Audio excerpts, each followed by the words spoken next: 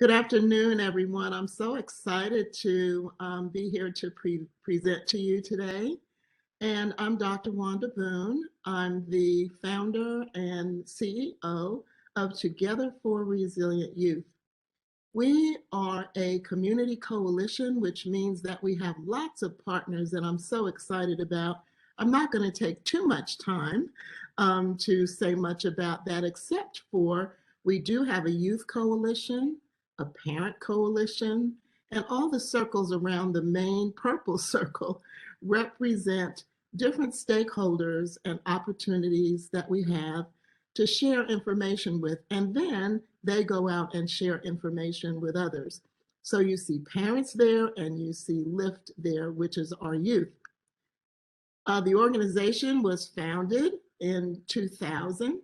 And so we've been around for a good while. And so we're also across North Carolina and across the United States. I don't have a red dot in California, but we do have work going on out there. And our youth organization, parent organization, and sadly, parents that have lost children due to overdose are all open for anyone across North Carolina and across the United States. So let's get started and have some fun talking about parenting. So, raising resilient children. These are going to be our key takeaways. Discover that parent-child relationships are a key to a child's success. Identify the 5 keys to strong relationships with your children. Commit to doing one thing to strengthen your relationship with your child or children. Discover the importance of assets for a child's success. Identify the 8 asset categories. There will not be a test and you do not have to memorize them. Commit to including as many assets as you can. One of the things that I will do after this session is to provide some written material for those who would like it. So my email address will be available at the end, and I'd be happy to send you some extra information as well. This is Alcohol Awareness Month.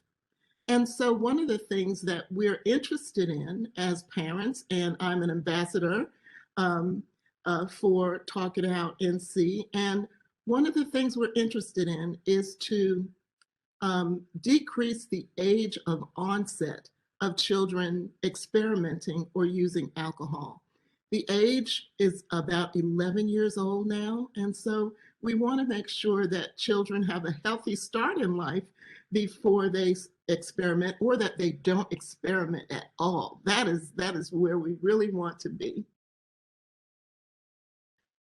So let's start here. And we're starting here because we are all different. My husband, Earl, and I have been married for 51 years next month.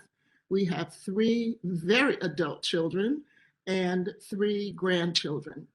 And the interesting thing about being in family, as you may know, is that, once you have your settled routine and you're making meals, if that happens, or you're going to your favorite restaurant, then, that works pretty well for a little while. And then as our children grow up, they begin to want what they want. But how is that really different than us? Because we want what we want. There are things that we like, there are things that we don't like, and that's based on our environment, our upbringing, who we come in contact with. And just as we develop habits and likes and dislikes, as our children grow up, they do the same thing. And when that happens, it's almost like, oh my goodness, this is not going to work. Because in that insulated, loving, wonderful cocoon that we present as families in, those things change. But some things can remain constant, and you can have success in raising a resilient child. And here are some tips on how to do that. Well, if we didn't have this wrecking ball come into our lives because of COVID, if we were on some kind of even keel, if we were on some kind of track for success. If we had the opportunity to even establish some family norms, wow, when COVID came, that just took a wrecking ball to our resilience as a family, as individuals in a family. It affected adults, it affected children, it affected, where we went, if we could go any place in the beginning, but we will rise from this blow. Key number one, put the oxygen mask on yourself before attempting to help others. In this case, I'm talking about your children. If we are not, as parents, healthy and well and in a good frame of mind, we can't help ourselves, our families, our children.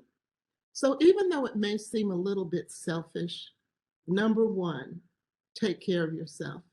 Make sure that you are healthy before attempting to help others. Otherwise, you will be reacting out of the glasses of whatever the emotional turmoil is, whatever the difficulty is that we face as adults. One of the things that I realized as I was raising our children is that not only are they different, that's one thing, but I had so many pressures and demands on my life. Both of us were working, both of us had activities. We had to get them here, there, and everywhere. And so, when was there time to kind of write a vision board for the excellent family as we wanted to see it?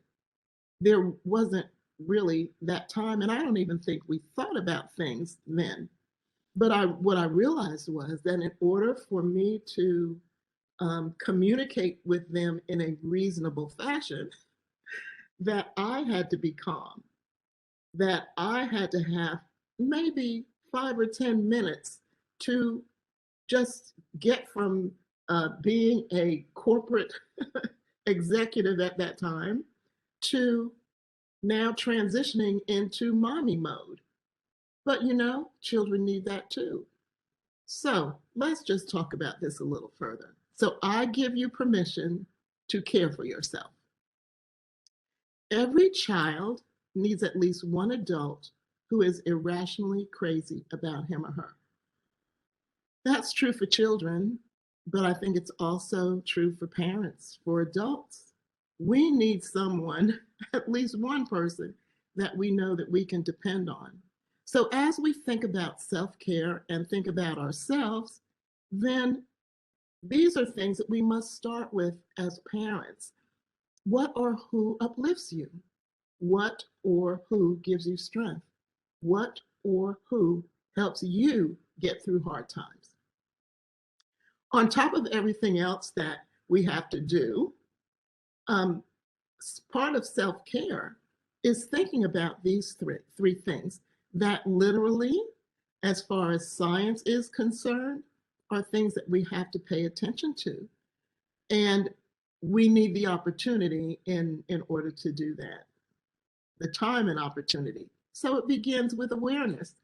The first step is to slow down and focus inwardly. So, what is your stress level? And in that stress level, what types of thoughts are going through your head? And what are the behaviors that you're exhibiting and actions consistent with who you want to be or who you want to be seen as? We must shred negative thoughts. It's really interesting. I'm a master trainer on Search Institute Developmental Assets and ACEs and resilience. And what I see most often is that the same things that children need, guess who else needs them? We do. Children often think that everything that comes into their head is something that they need to respond to or something that they need to do. And it's simply not true. When asked, a group of teenagers, we were talking about suicide prevention at the time, and their response to you don't have to listen to the words in your head was, "You mean the things that come into my head I don't have to do?" I said, "Absolutely not."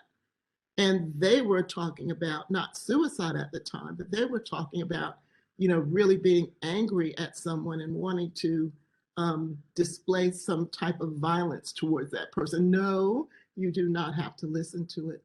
And as a matter of fact, when you flip the script and think about who gives you strength, that change in your thought pattern really does make a difference.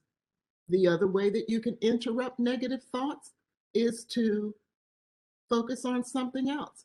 It seems odd, but even redirecting your attention to look at the trees, and it was windy yesterday, a little windy today, and when you focus on something small like that, then it stops and changes the negative thoughts that are going through your head. Or pressing down. I'm sitting at a table, and I press down on the table, or just get up and press on a wall or something like that. It literally changes the thoughts that are going through your head. And that is a scientific way to cope with stress in the moment. The second step is to seek balance in all areas of your life, including work, personal and family life, rest, and leisure. You'll be more productive when you do that. When you lose balance, then you can become overwhelmed. And that happens, doesn't it? Sometimes we get overwhelmed, but then we look at how we try to schedule things or do not, then that may be a reason. So, yes, I'm starting with you first before I talk about your children, because we have to make sure that we as parents are in the best place that we can be in order to give the time and attention to our children that they need. Connection. This is probably one of the most difficult things, especially now that everybody's getting back out and, people are having luncheons and picnics and, come on, let's celebrate. I've been invited to 4 celebrations in this week and next week, and I'm like, I don't know if I'm ready. I don't know if I'm ready to do all that celebration. But connection is really important. Building connections, supportive connections with coworkers or students or friends or family and the community. It's one of the most powerful stress reducers. It's social connection. And there are times when you may come across someone, or maybe you yourself, been in isolation so long, or you've lost so many loved ones, or whatever the case may be, you have to build it back up again. But just make sure that you're thinking about yourself first, your balanced life, before you try to make a lot of connections. Do what feels right, what's comfortable. You do not have to say yes to every invitation. Okay, so here's my question. Tell me, or you don't have to do it because we're not going to take questions and answers until the end, but I can answer this for you. Is your child calm, easygoing, willing to listen, understanding, and compliant? Or are they emotional, strong willed, argumentative, stubborn, or challenging? Remember, I said we can use just about everything that I'm going to talk about today for parents as well as children. So, in this case, the answer, of course, is sometimes they are, sometimes they're not. And taking parenting emotionally, personally, is the worst thing that we can do, because children flip from one side of calm and emotional to the other. These go back and forth. And if we are being controlled and ruled by the reactions of children, then we will not be happy people. We may not even want to really deal with them at all. So, if children are calm or emotional, easygoing, or strong willed, well, that's the same way we are.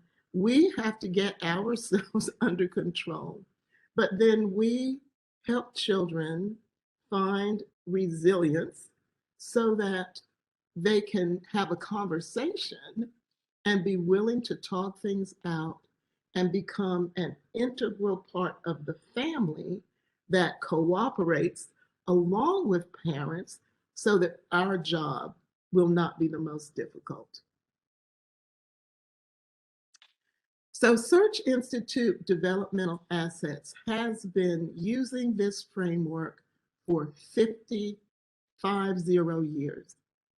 And this is the foundation and the root of how we work with children who have difficulties and children that don't. One of the things that we need to think about, and we can look at it in terms of Alcohol Awareness Month, is that genetics can be involved in terms of alcoholism or tolerance or the use of alcohol. But when we think about children at school, we understand that here you have an influx, excuse me, you have an influx of children from everywhere. So they may have left our home knowing and learning and being immersed in our family values. But when they get to school, then they are in an environment that with other children, it may not be the same thing. This is why we need to listen to our children. When our children came home, one liked to take a nap first, one wanted to exercise first, the other one always wanted to sit down and talk about everything that happened during the day.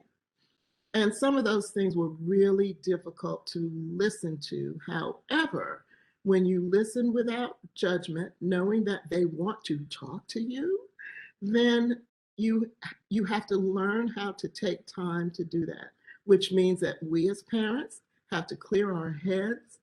We have to take a deep breath. We may need to go and scream into a pillow, but whatever it is, we have to be available for our children because that is our job. It's our responsibility. And it's what we have to do if we want to raise resilient children. So there are external assets and there are internal assets. The more assets that a child has, the greater the potential is for them to grow up healthy, strong, with good values, and understand this is my line and you can't cross it.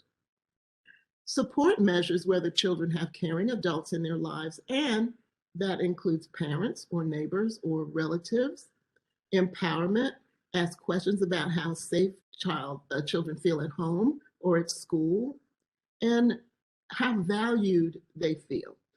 We're going to break these down and then talk about the relationship between parents and children and how that really solidifies how children and parents can get along together. Boundaries and expectation hones in on whether a child feels like there are boundaries at home, in school, and in their neighborhood. And as I said, there are expanded explanations and information about each one of these that we don't have time to go into today, but I'll send the information to you so that you can have it and we can have further conversation. Constructive use of time. Oh my goodness, the phone, the iPad, the games. And it's hard because children literally get addicted to media, social media, and games and using their devices. And one of the most difficult things in this day and age is to pry their little hands or big hands away from those instruments. And we should, as parents, along with our children, help them understand the difficulties associated with using devices all the time. So constructive use of time, what does that look like? Are they in clubs? Are they enjoying music and art? Are they a part of religious groups? Commitment to learning, appreciating learning, reading books, caring about completing their homework without being told to do it. Positive values seeks to understand if children value taking responsibility for their actions, helping others, and having respect for others and their community. This is where, the beautiful thing of kindness takes place, understanding human relationships, not video relationships, not flat relationships, but with 3D real human beings that walk and talk and have feelings. In our youth coalition, a month was devoted to showing kindness and being kind. And each member of the greater group of young people either wrote music or poetry or took pictures or even made pottery to show what kindness looks like to them. And so this is a way to get children involved with their peers, because the other side of this is that sometimes by the time a child gets to middle school, then they might not really want to talk that much to their parents. So we set them up in terms of the youth coalition so that as peers, they're speaking about positive things all the time among themselves with mentors that are looking out for them as well. Social competencies, the willingness to express feelings, relationships with others, say no to activities that are dangerous, and positive identity. How do you feel about yourself? I could ask you that question. I could ask me that question, myself that question. And in asking that question, do I have someone that is telling me that I'm okay? Well, a child needs to hear that as well. Self-worth. So resilience is feeling connected to caring family and community, self-regulation skills, positive view of self, motivation to thrive in one's environment. This looks more like it. It really does. There is really no secret, but there are things that can help. They aren't guarantees. But in following some of these things, in spite of what happens, and we always expect the positive, in spite of what happens, we know that we have done the best that we could do. And so this is what parenting looks like many of the time, most of the time, some of the time, I won't say most. How well do you know me? How well do you know your child? And you can't know your child unless you ask questions and you're in relationship with them. How well does another person know you? They can make assumptions. They can say, well, you're from the same town that I am. Well, you live on the same street that I live. Well, you work on the same job that I do. But that has absolutely nothing to do with the relationship that you can have with someone when you know them well. Knowing someone well may be reserved for a few people that you call friends or relatives, healthy people that are around you. And our children need to know that we know them, that we see them, that we care about them. And caring doesn't always cost money. So there are 5 keys to strong parent-child relationships. Have you considered that it's important to have a relationship with your child?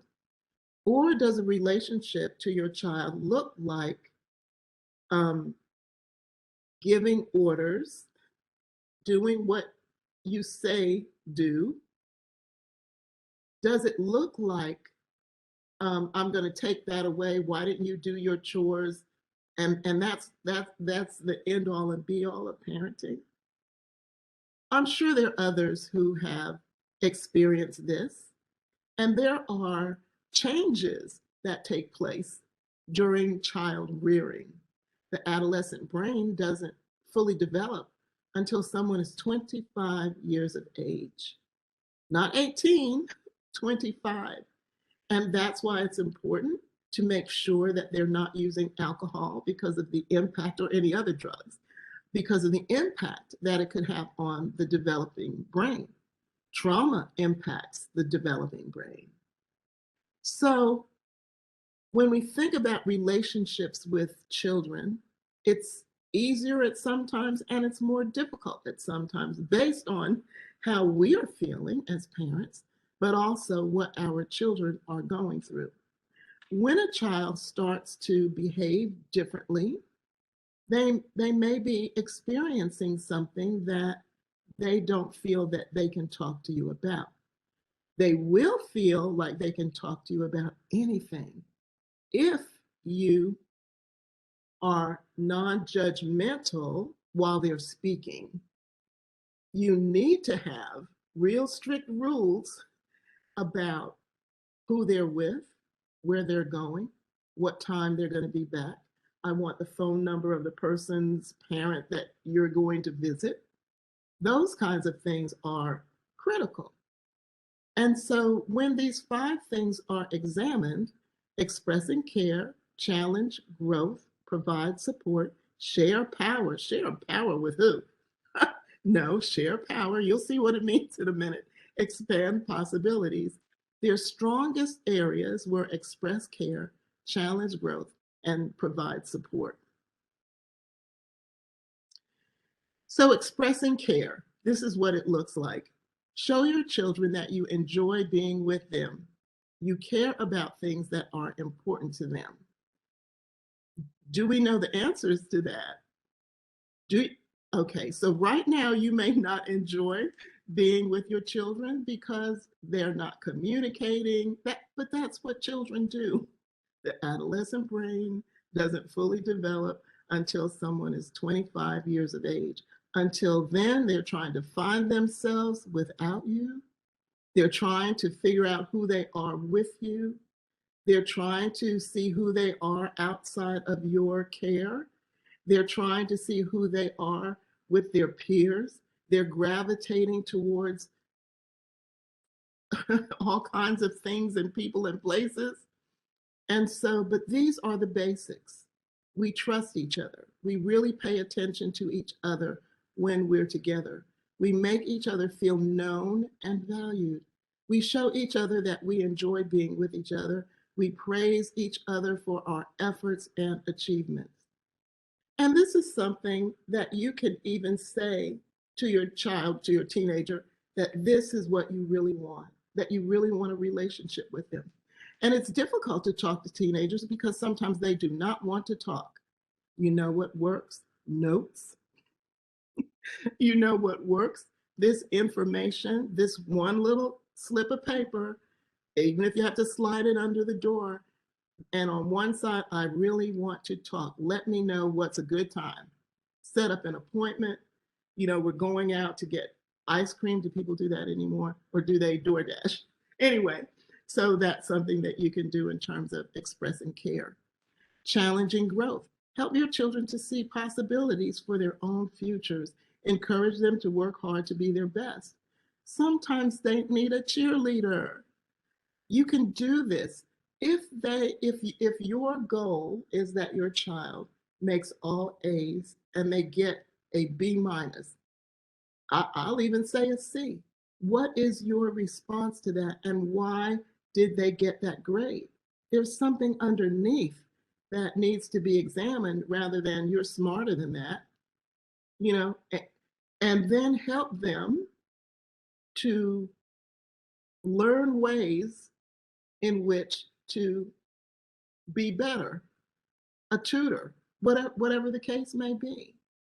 And so, you know, I think we expect children to be little adults with the capacity and emotional strength to take what we give them. They are not. They're not. They're children. We expect each other to live up to our potential. We push each other to go further. We insist that we take responsibility for our own actions. We help each other learn from mistakes and setbacks. Notice that it says each other. We don't have to reveal every shortcoming that we have, but If we have said something that has been hurtful, or if we're not behaving in a way that we expect our children to behave, then we should take responsibility for that. I am so exhausted. This is what we can say. I am so exhausted. I just, I snapped at you. I'm really sorry.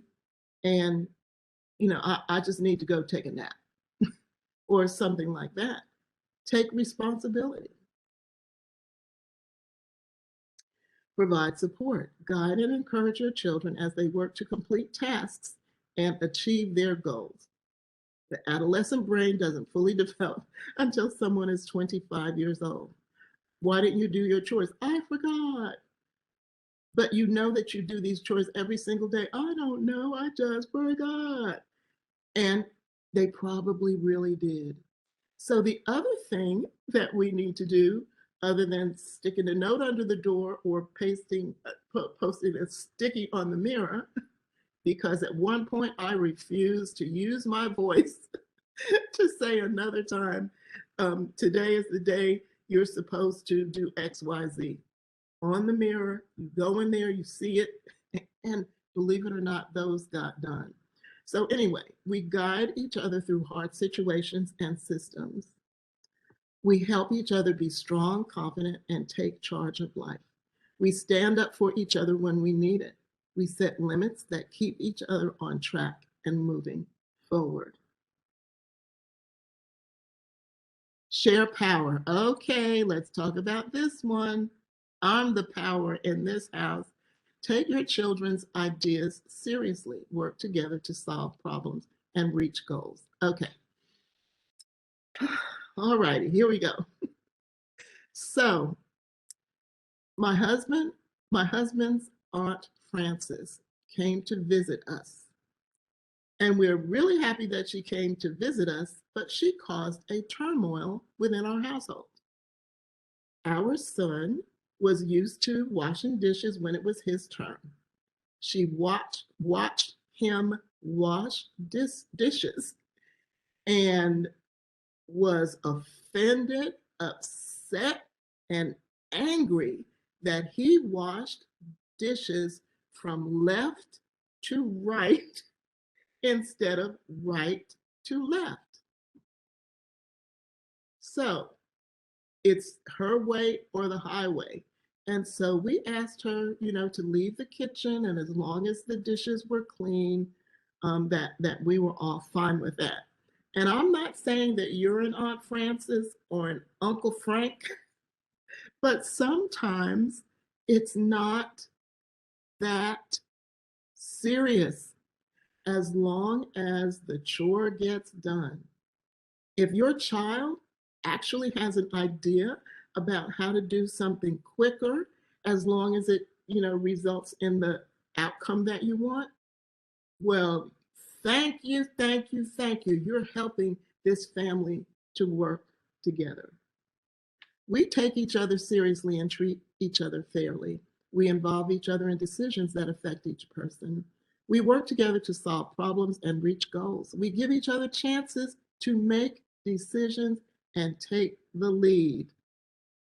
Do you know that if your family begins to operate in this way, that there will be less stress in your household? There'll be less for you to worry about. And it almost seems like, this is not something you're supposed to do. You're supposed to bark orders. You're supposed to, take charge and tell them, what this is this and that is that. But families are supposed to operate together. And when families learn those kinds of things, then when they have their own families, they'll begin to do the same things with their families as you have done with them. Expand possibilities. Help your children connect with people, ideas, and opportunities that help them learn and grow. Even if you cannot afford to take trips or take them someplace or, learn new things in that way, there are always books.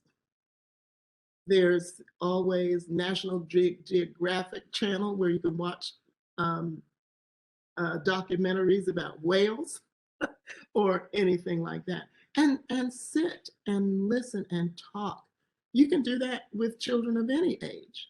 We inspire each other to be hopeful for the future.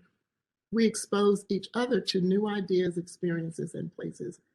We introduce each other to people who can help us grow.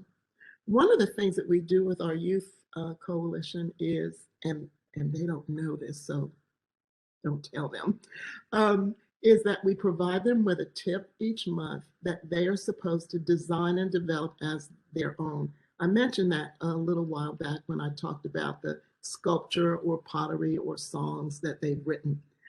But the tip may be on prevention of suicide or opioids and fentanyl or the dangers of marijuana or how to deal with grief.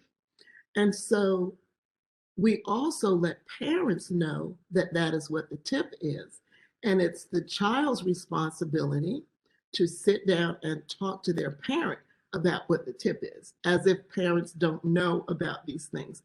But it really gives an opportunity for young people to exercise their communication skills. And it really makes them feel good that they are teaching their parents something. And sometimes there are things that parents don't know. And so within that little way of talking each month, then the family grows closer in terms of communicating things with each other. So I would like you to, in the next week, think about which one or ones of these relationship builders that you will work on with your children. Show my children that I enjoy being with them and care about things that are important to them. So that may be a basic conversation that needs to be had in terms of what do you like and what do you care about without the use of an electronic device. Again, please know that I understand how difficult it is. Of course, our children, adult children, are older, but we do have grandchildren. And one of the things that we say if we go out to dinner with them, no electronics, none at the table. And communication. Oh my goodness, you would not believe, or maybe you would believe, the outrage, the horror, the tears in some cases. I just want to use my phone. I just want to use my iPad. And I'm sorry, but we're talking about 45 minutes at the most before you can pick that up again. But then what I noticed was that their parents were doing the same thing. So I had to have a talk with my son to say, when we are out to dinner, no electronic devices. And the other thing is, and really it would feel like it's the best babysitter that there is, right? Because just go play on your tablet, do what you want to do, but you do not know what your children are doing unless you can look at their history. So just make sure that help my children to see possibilities for their own futures and to work hard to be their best. And being their best may not be going into politics. They may want to be farmers and grow organic mushrooms, which probably makes more than a politician. So passion and finding passion is really one of the greatest joys and gifts that we can have, or that we can help our children discover. Provide support, guide, and encourage children as they work to complete tasks and achieve goals. Share power. Take my children's ideas seriously and work together to solve problems and reach goals. You won't know what ideas your child has unless you ask them, what do you think about this? And so let's think about going to the grocery store. And either you create a list or you don't create a list. If you create a list, then you can create the list together and let your child know that you're buying these things, not so they can be angry that you didn't get what they want, but because you are preparing meals or you have a certain schedule that you meet for groceries. The question would be, these are the things that I have planned to fix or prepare for the next week. Your child looks at the list and says, I don't like pizza. No, I want pizza, excuse me. And so you can talk about making, excuse me, pizza from good ingredients without all the additives and include that on the list. Or if they're an older child, will you fix dinner one day out of the week and therefore, you can choose what you need to get from the grocery store or something like that. So there are ways to share power without giving children the responsibility of doing whatever it is they want to do and expanding possibilities. Help children connect with people, ideas, and opportunities that help them learn and grow. There are lots of different newsletters and magazines and activities that are taking place. And now that we're able to get back out, then maybe there's some things that you can do, if not during the week, but that you can do on the weekend. And so you first, do you model the behaviors you want your child to adopt? Sometimes you need to step away before addressing it, and that's okay. The screen pillow comes in handy. Just don't use it in front of the children. Tips, is this Carolina or Duke Blue? Sorry about that, it's a combination. Make sure that health is not an issue. Is your child getting enough sleep? What is your child eating? Fast food every day is not a good thing. Is your child having yearly checkups? Making time. How often do you spend one-on-one time with your child? Do you sit down and share a meal with your child, no electronics, at least once a week? Rules and routines. Simplify rules to help make expectations clear. Can your child describe the routines and rules that you have established? Consistency. If you set limits with your child in a consistent, positive way, eventually your child will remember your expectations, or write them down, or use a sticky note, or have a calendar up, whatever you need to do. The source. If you, and more importantly, your child understands the meaning behind the behavior, there is a much greater chance to change future action. I don't want you to go somewhere with someone that I don't know. And therefore, why? Because I need to make sure that you are safe. I will know that you are safe when I speak to the other parent and when I know that you are with someone that has the same values that we do at home. Does that parent allow underage drinking in their home? Yeah, but everybody's doing it, not you. And also, if you don't even know that and you get to a place where the young people are drinking alcohol, call me on the phone. I will come and pick you up and bring you home. Get to yes. Children ask for things all the time, and you can say no all the time, but make sure that there are opportunities for you to say yes by establishing the conditions that will lead to a yes. Focus on the positive. Recognizing positive behaviors can be done without bribing your child. And so you can just let them know, you did, even if they didn't do their chores for 2 weeks before, if they did them today, that was really great. I noticed that you did your chores without my having to say anything about it. consequences. So use consequences that have meaning, make consequences, there are no gray areas. Have problem-solving conversations. Don't get into an argument over consequences. Consequences are consequences, period. Reflecting on their action, using your inside voice. What were you wanting to have happen when you did this? Was there some part of you that said, don't do this? What got in the way of you listening to that part of you? And don't say all three things at the same time in rapid succession. What were you wanting to have happen when you did this? Wait for the answer.